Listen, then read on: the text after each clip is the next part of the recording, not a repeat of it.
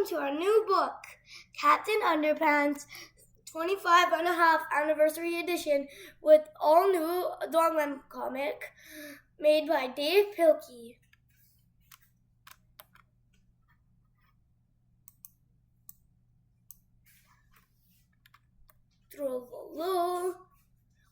Why do they have to put a dolphin? Like literally, the dolphin. Why? Why the dolphin?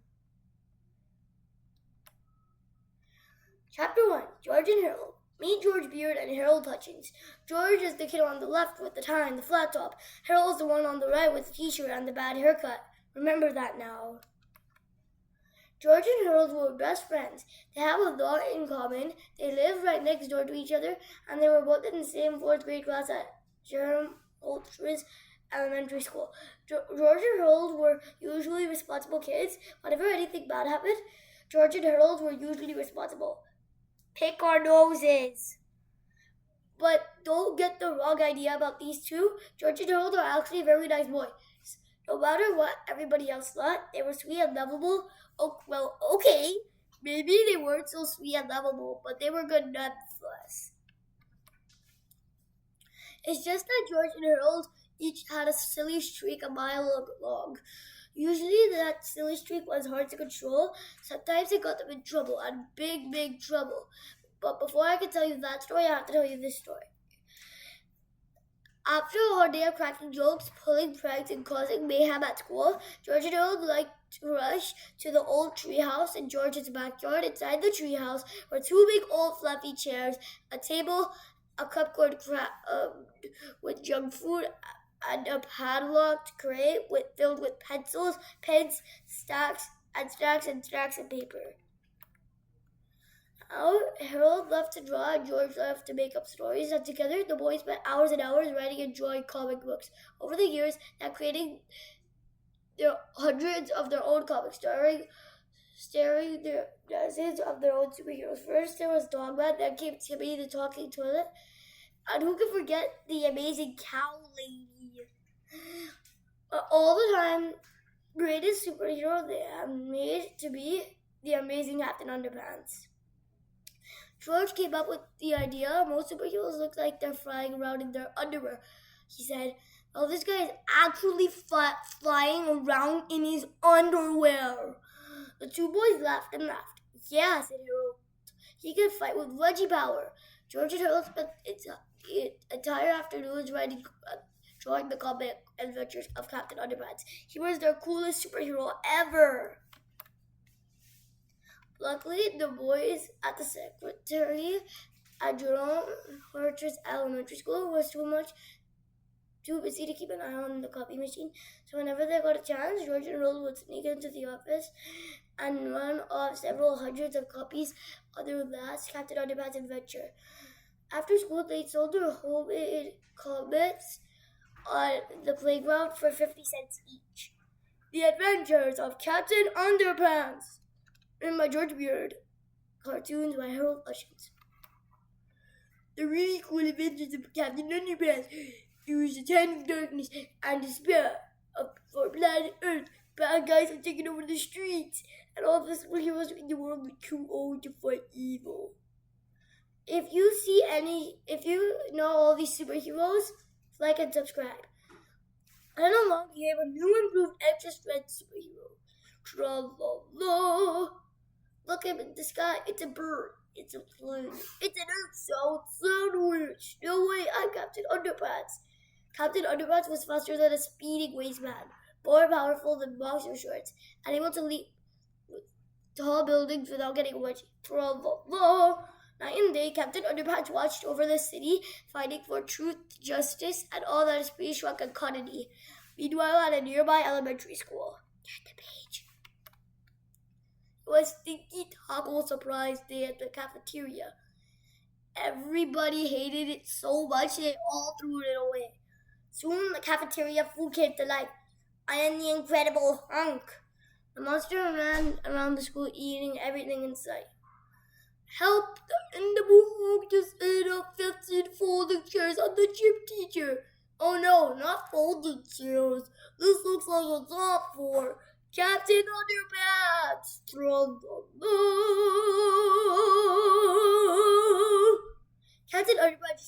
massive underwear at the monster, but it didn't do any good. Oh! So Captain Underpants took off running. The edible hunk chased him. Oh, help! I chased him. Finally, the incredible hunk got too tired and thirsty to chase Captain Underpants. How about a nice drink of water? So the monster took a long drink from a shiny white bowl. But suddenly, hurry for Captain Underpants! Until the edible hunk got flushed away and he was never heard from again. The end. Do you see that old guy looking at the window up there? That's Mr. Clupp, the principal.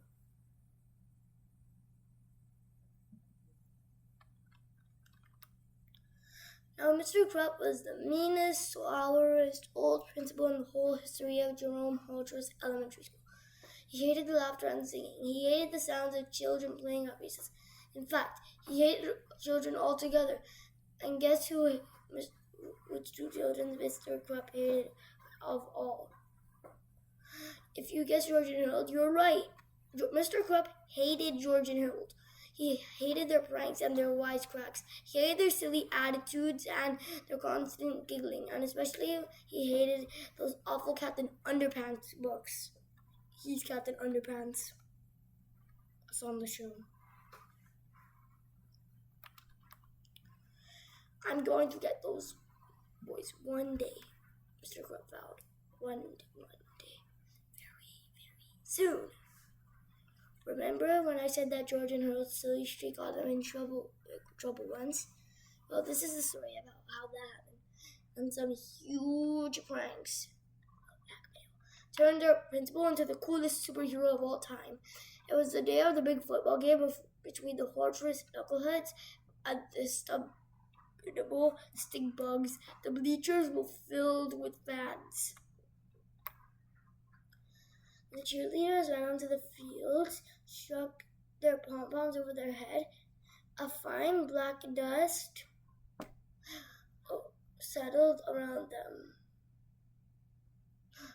Give me a K, shouted the leaders. Give me a K, repeated the fans. Give me an N, shouted the cheerleaders. Give me an N, repeated the fans. Give me a achoo, sneezed the cheerleaders. Achoo! The cheerleaders sneezed and sneezed and sneezed some more. They couldn't stop sneezing. Hey! Shouted a fan in the bleacher. Someone sprinkled black pepper into the cheerleaders' pom-poms. I wonder who did that, asked another fan. The cheerleaders stumbled off the field and sneezing and dripping with mucus as the marching band members took their places. But when the band began to play, steady streams of bubbles began blowing up out of their instruments. Bubbles were everywhere, up and down the field. The marching band slipped and slid, leaving behind a thick trail of wet, bubbly foam. Hey, shouted a fan in the bleachers. Somebody poured bubble bath inside the marching band's instruments. I wonder who did that, asked another fan. Soon the football teams took the field. The knuckleheads kicked the ball. Up went the ball. Higher and higher it went. The ball sailed into the clouds and kept going until no one could see it anymore. Hey, shouted a fan in the bleachers. Someone filled the game ball with helium. I wonder who did that, asked another fan. But the missing ball didn't make any difference because at that moment, the knuckleheads were rolling around like crazy. Hey, shouted the ghost. Someone placed a deep heating muscle lotion with Mr. Brancher's extra scratchy itching cream. I wonder who did that, shouted the fans in the bleachers. The whole afternoon went on much the same way, with people shouting everything. Hey, somebody put sea monkeys in the lemonade. Hey, somebody glued all the bathroom doors shut. Before long, most of the fans in the bleachers had gone up and left. The big game had forfeited, and everyone in the entire school was miserable. Boy, your feet smell bad. They do. So do yours. Everyone is except for two giggling boys crouching in the shadows beneath those bleachers. Those were our best friends. Laughed Harold. Yep, chuckled George. They are the double short. I hope they don't get busted for this, said Harold. Don't worry, said George. The next day at school, an announcement came over the line. Judge Beard and Harold Hutchins, please report to the principal's office at once. Uh-oh, said Harold. I don't like the sound of that. Don't worry, said George. They can't prove anything. George and Harold entered Principal Kraft's office and sat down on the chairs in the front of his desk. The two boys had been in this office together countless times before, but this time was different. Mr. Kraft was smiling. As long as George and Harold had known, Mr. Kraft had never ever seen him smile. Mr. Kraft knew something. I didn't see you boys at the big game yesterday, said Mr. Kraft. Oh no, said George. You weren't feeling well. Yeah. Harold stammered nervously. We went home. Oh, that's too bad, said Principal Kraft. You boys missed a good game. George and Harold quickly glanced at each other, gulped, and tried not to look guilty. Lucky for you, I have a videotape of the whole thing, said Mr. Kraft. He turned on the television in the corner and pressed the play button on the VCR. A black and white image appeared on the TV screen. It was an overhead shot of George and Harold sprinkling pepper on the cheerleaders' pom-poms. Next came a shot of George and Harold pouring liquid bubble bath into the marching band's instruments. How do you like up the pre-game show? Asked Mr. Kraft with a devilish grin. George and Harold eyed the television screen in terror. He couldn't answer. Harold's eyes were glued to the floor. He couldn't look. The tape went on and on, revealing all of George and Harold's behind-the-scenes antics. By now, both boys were eyeing the floor, squirming nervously and dripping with sweat. Mr. Kraft turned off the TV. You know, he said, ever since you boys came to the school, it's been one prank after another. First, you put dissected frogs in the shovel salad at the parent-teacher banquet. Then you made it snow in the cafeteria. Then you rigged the intercom so they played Weird Al Yankovic songs full blast for 6 hours straight for 4 long years. You two have been running amok in the school, and I've never been able to prove anything until now. Bless me. For 4 long years, you two have been running amok in the school, and I've never been able to prove anything until now. Mr. Kraft held the videotape in his hand. I took the liberty of installing tiny video surveillance cameras all around the school. I knew I'd catch you two in the act one day. I didn't just know it would be so easy.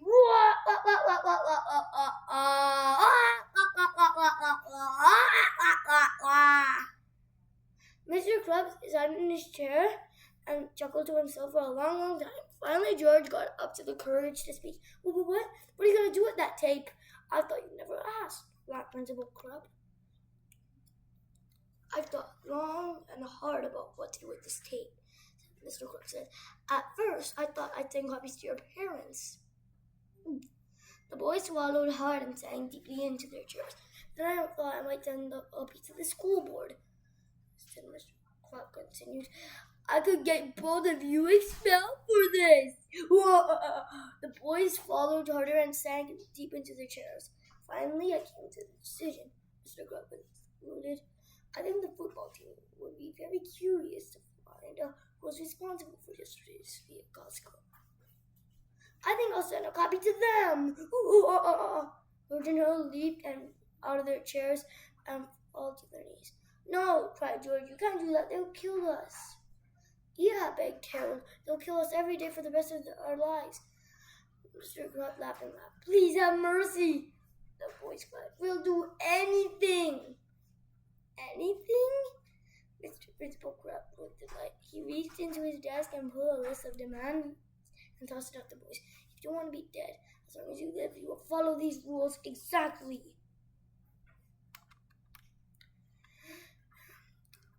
George and Harold looked over the list. This is the blackmail, said George. all it would like Principal Grub snapped. But if you don't to follow that list exactly, this state becomes property of the hordes with knuckleheads. Chapter 8, Crime and Punishment. At 6 o'clock the next morning, George and Harold dragged themselves out of bed and walked over to Mr. Crab's house and began washing his car. Then, while George and Harold strapped the tires, George roamed around the car yard, pulling up all the weeds and crabgrass he could find. Afterward, they cleaned the gutters and washed all the windows in Mr. Crab's house.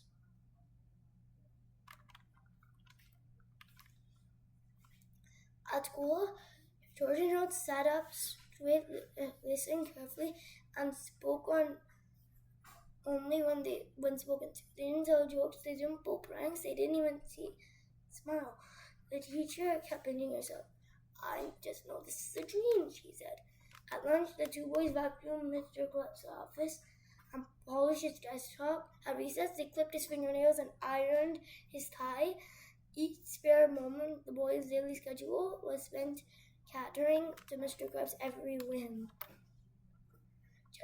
After school, George and Harold mowed Mr. Krabs' lawn, planted his garden, and began painting the front of his house. At sunset, Mr. Krabs came outside and handed each boy a stack of books. Gentlemen, he said, I have asked our teachers to give you both extra homework. Now go home, study hard. I'll see you back here at 6 o'clock tomorrow morning. Yeah, we got a busy day ahead of us. Thank you, sir. Both the two boys, George and Harold, walked home dead tired. Man, was the worst day of my entire life, said George. Don't worry, said Harold. We've only have to do this for 8 more years, then we can move away to some far-off land. Maybe they'll never find us. Maybe Antarctica. I've got a better idea, said George. Hey kids, it's the 3D Hypno-Ring. He took a piece of paper out of his pocket and handed it to Harold. It was an old magazine ad with a 3D Hypno-Ring. How is this going to help us? Asked Harold. All we just got to do is hypnotize Mr. Krabs.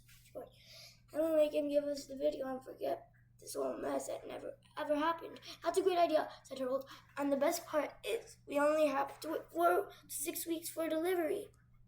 Well, guys, this is where we're stopping today. See you guys later.